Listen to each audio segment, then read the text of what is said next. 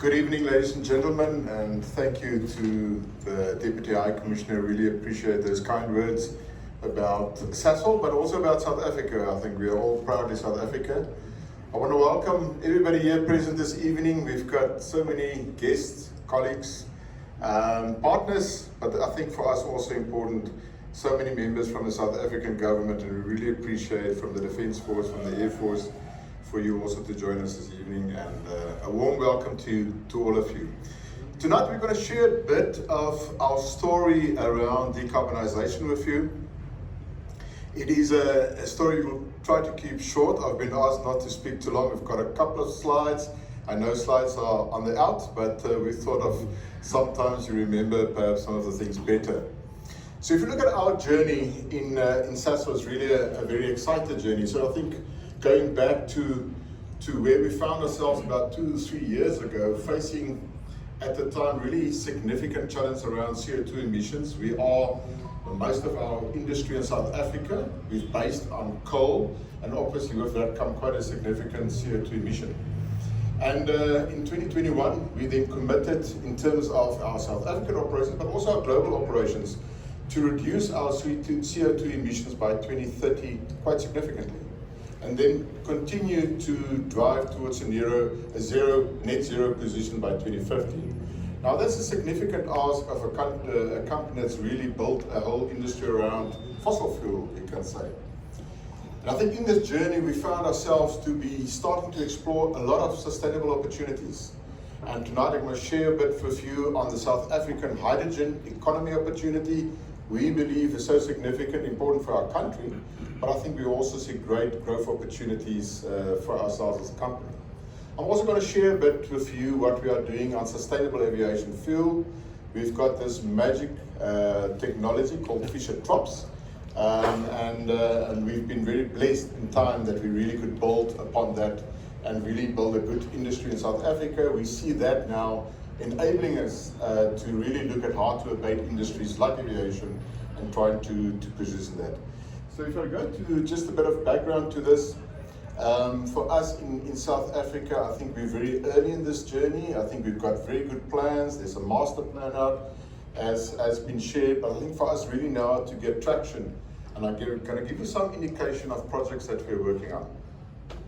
If you go to our company, and we just synchronized there. For us in Sasol, but also in South Africa, I think you are aware that our economy, our electricity, for example, but also our coal to liquids facilities, has really been built on coal. And we've also been using some natural gas to produce chemicals and fuel for that matter. But the transition that we see is it's not a magic wine that you're going to have and just say, now I'm out of coal and tomorrow I can just really bring in all the renewables. We need to develop that industry. But we also see natural gas that we have in the country from nearby Mozambique to help us to transition from coal to that end state dream that we have to be really sustainable. So that brings for us, I know it's still a fossil fuel, but it brings a significant lower carbon footprint. But we have to also, at the same time, be very responsible about that transition, because we have very many people working in the coal industry, and obviously for us now to transition that economy is quite critical. So we talk in South Africa about a just transition. How do we balance all of those as we perhaps have a slower coal industry? How do we create this new sustainable industry with that? Obviously with the technology advancements that will come with time. So I think that's very critical for us as a company and a country. I think we're working very close with the government to make sure that we do this in a very, very responsible manner. If we then take it further, and I just want to share you a bit about South Africa and the magic about South Africa. Now obviously as a South African I will speak always proudly about my country, but we have really been endowed with exceptional endowment, both below ground, the minerals. Southern Africa has got more than 80% of the global PGMs, which is fantastic for this new sustainable pathways. But above ground also we are blessed with some of the most amazing sun, solar opportunities, obviously with that. And in our coastal regions, significant wind opportunity for us to harness. And together with that and the availability of land in some of those areas, we believe we can build a significant green hydrogen economy.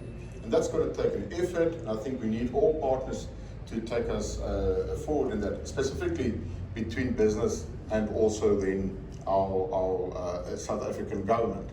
But together with that, we have been over the last 70 years been able to really work with that Fischer-Tropsch technology. We are taking coal, we're taking gas, and from that we can produce fuels and chemicals. Now that technology, and I'll share a bit with you that later on, is quite agnostic to that source of hydrogen or carbon. So our plan, and this is what we're busy with in many areas, to see how we can then replace the coal as we go through the gas transition, but then with green hydrogen and sustainable carbon sources. A very important focus for us, and to see how we do that.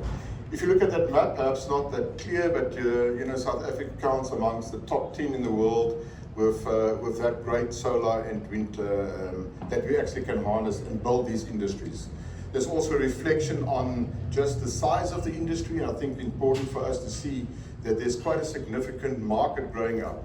Sustainable aviation fuels, we talk about sustainable marine fuel opportunities that exist. And I think really to see how the country can harness and help itself inland, but also the export opportunities that we can derive from that going forward.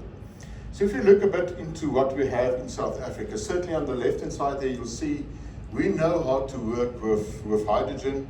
We know how to, we produce 2.5 million tons of hydrogen per year. It is grey hydrogen, I need to say that. But so I think we know that industry, we are aware of that industry. It is a challenging industry, especially when I go commercial on that, but I think we understand that space. We're also quite big in chemicals, and I think that has always been a benefit of the company to do both chemicals and fuels. But something that's really excited about our product range is the synthetic fuels that we produce. So synthetic fuels has got multiple opportunities and benefits, and I think we see that, especially in the aviation industry, becoming very popular, for all the, not only from the sustainable aviation fuel that you can make, but synthetic fuel in itself has got great properties to reduce contrails and all of those very challenging emissions that are in the aviation industry. In terms of people, it's a very large company. In our language, we're about 30,000 people, a large majority of them in South Africa. We've been investing in skills, so 70 years of history, thousands of patents around this technology. And I think really important for us to say we continue to invest in that. So you'll at any given time come to our bursary schemes. You can go and see them at university, between 400 and 500 university students studying in science and engineering. So we're really trying to build that capacity. But when you come to the technology and the products, and specifically on the fuel side, in aviation fuel, we already in 2008 had the accreditation given to synthetic aviation fuel. So I think it's not new to us, and I think we are quite comfortable with that now, taking that into the future. So I think that's really important for us. We do see in South Africa great opportunities around mobility, around marine fuel, about aviation fuel that we can do, but also utilizing some of the hydrogen in green steel. We're working with some of the local partners there, as well as looking at energy opportunities across the country. Obviously, exports is an interesting one, and one has to see how do you balance that exports as well as consuming hydrogen within your own opportunity. So you may ask, is there a lot of talk, and what are we actually doing? Perhaps I want to share with you some of the 3 big projects in hydrogen, and Dumisani and his team is here. They are very keen to speak to you through the evening. In Secunda, this is a very large operations that we have there. We're working on a project to produce sustainable aviation fuel, utilizing some sort of biomass, and we're quite advanced in the feasibility study. We need to obviously find the right quantities and bring it into our current process there. In Sasolburg, in the Free State, for those of you who know that area, the project is quite advanced to produce green hydrogen in that complex there. So I think we are very keen working also with some of the government opportunities that we can actually use that for. But the one that also was mentioned by the Deputy High Commissioner is Buche Bay. And Buche Bay is really in the northern part, western part of the Northern Cape. So for you that have not been there, I have not been there either, but I've seen the photos. It is desert. There's not a lot of people staying there, but it's got fantastic attributes. It's got solar, it's got nearby, it's got wind, it's got a natural deep harbor. So I think that opportunity, with South African government and many other players, we see that can be really a lighthouse project for us as a country, and we can really create a mega scale opportunity there for the country, and I think for all the players in that environment. And from there you can do obviously green hydrogen exports, you can do green ammonia as you add value along that value chain. If you go to just reflecting a bit on a dream, and it's a dream we share in the hydrogen players in South Africa, but why not create an internal network of hydrogen? We have obviously a huge demand for hydrogen as an energy source, but also as a molecule within our industry in the Gauteng and Mpumalanga areas, there at the northeastern side, but then build a network around the country as we find the places of low renewable energy costs where we then actually can produce more hydrogen. I think so. This is a dream that we have, and I think in time to come, it will be not tomorrow.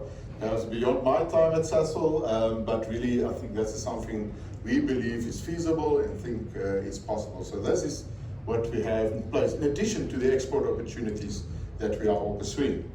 If we turn a bit our attention to the, just go, please, thank you. If you look at a bit, and I want to share some just characteristics about our Fisher-Tropsch technology, and also here tonight is one of our colleagues that has operated that facility for the last 8 years, so he can answer all the questions there for you. But Fisher-Tropsch has really been developed over a period of time, and I think really been advanced. So originally you can think we use coal, and today we mine around 40 million tons of coal, and we convert that to liquids, and we convert that to chemicals. Then we introduced, roughly about 15 years ago, we introduced natural gas from Mozambique, and we added that to the portfolio. Where we find ourselves now to say, well, we actually sit with a technology where we can replace those hydrogen and carbon molecules that either come from coal or gas, and really introduce greener products or blue products, which is typically with your natural gas. So hydrogen gives you lots of opportunities to expand upon, but on the same side you can speak about carbon. So I think obviously we have coal, we have gas, but as you look at that opportunity for carbon, it could be industrial. In Germany we work on a project on unavoidable CO2. There's many biogas opportunities that are emerging, but also ultimately for us and for those that really want to be puristic about this, direct air capture, where you can actually then capture, and produce, you capture the CO2, and you can actually produce some carbon, which can then be a feed stream to. We take that through our Fisher-Tropsch synthesis process, and from that we produce then sustainable fuels, and we produce sustainable chemicals. These are all synthetic-based fuels, so I think with lots of great properties that goes with that. So as I shared with you, fairly agnostic to the source, and I think really important for us then to see how do we actually get this different combinations of green hydrogen and the different carbon combinations that we have. Here's a bit of just a view on a new business unit that we started last year, and our focus primarily now on sustainable aviation fuels. But we put a new business unit together. We call it Sasol ecoFT. And the purpose is really to say, how do we take this great Fisher-Tropsch technology that we have, and we start to deploy it globally to produce sustainable aviation fuels primarily initially. And as you are now aware, we are also seeing the trends in chemicals. People are asking for more sustainable chemicals, and I think really build that industry. So over the last period of time, we have in this year announced 3 projects. They are mostly all in feasibility study in Sweden. We're looking at a product where we will take biomass with green hydrogen. In Germany, 2 products, one with, again, biomass with green hydrogen, and the other one with unavoidable CO2 from a cement factory. And you try to really close that loop, and from that produce then sustainable aviation fuels.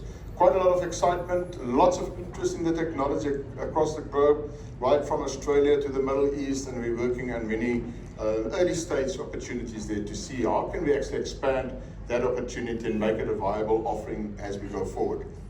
For us, partnerships is absolutely crucial. We've had great partnerships through these for these projects, and perhaps you've seen some of them in the industry also tonight.